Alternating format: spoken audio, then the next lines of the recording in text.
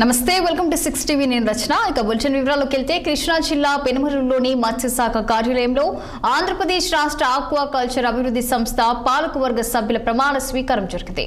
కార్యక్రమానికి ముఖ్య అతిథిగా మత్స్యశాఖ మంత్రి కింజరపు అచ్చెన్నాయుడు హాజరయ్యారు. ఈ సందర్భంగా అచ్చెన్నాయుడు మాట్లాడుతూ దేశంలో మత్స్య రంగంలో రాష్ట్ర వాటా 29% ఉందని తెలిపారు. ఆక్వా రంగంలో లాభాలతో పాటు నష్టాలు కూడా ఉంటాయని, నాణ్యత ఉన్న ఉత్పత్తికి ఎల్లప్పుడూ మంచి ప్రాధాన్యత ఉంటుందని తెలిపారు.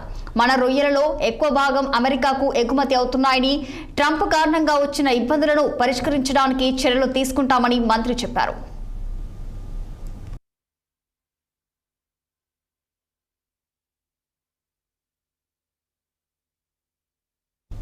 స్థానికంగా ఆక్వా ఉత్పత్తుల వినియోగం పెరగాలని, రొయ్యలను కోడిగుడ్డులాగా ప్రమోట్ చేయాలని మంత్రి సూచించారు.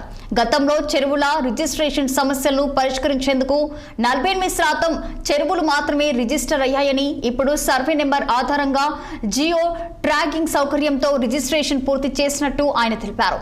ఇంకా ఆక్వా రైతులకు ఇచ్చిన విద్యుత్ రాయితీని 800 కోట్ల నుండి 1200 కోట్ల వరకు పెంచుతున్నామని, రిజిస్ట్రేషన్ చేసిన రైతులకు మాత్రమే వర్తిస్తుందని మంత్రి అచ్చెన్నాయుడు స్పష్టం చేశారు.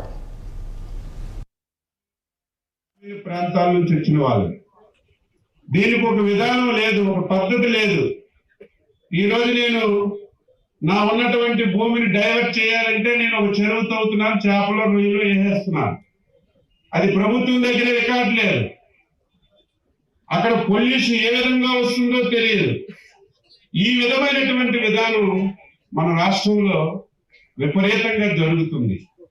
అందుకే ముఖ్యమంత్రి గారు ఎట్టి పరిస్థితిలో ఒక టైం బౌండ్ పెట్టుకొని ముందు ఈ రాష్ట్రంలో చేపల చెరువులైనా రొయ్యల చెరువులైనా సరే ముందు మన దగ్గర రికార్డు ఉండాలి, తప్పనిసరిగా రిజిస్ట్రేషన్ ఉండాలి.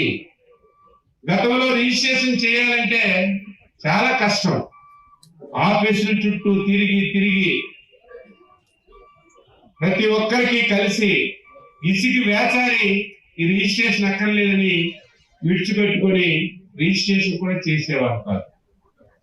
మేము వచ్చిన తర్వాత కో చైర్మన్ గారి ఆధ్వర్యంలో దీన్ని సింప్లిఫై చేశాం.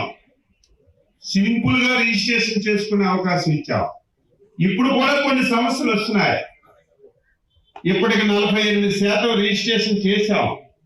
ఇప్పుడే మా రామరాజు గారు చైర్మన్ గారు చెప్పినట్టుగా ఇది ఒక శాఖ సంబంధించింది కాదు, ఆక్వా రంగానికి 3-4 శాఖలతో సంబంధం. మీకు నీరు కావాలంటే ఇరిగేషన్ శాఖ ఇవ్వాలి, గ్రామీణ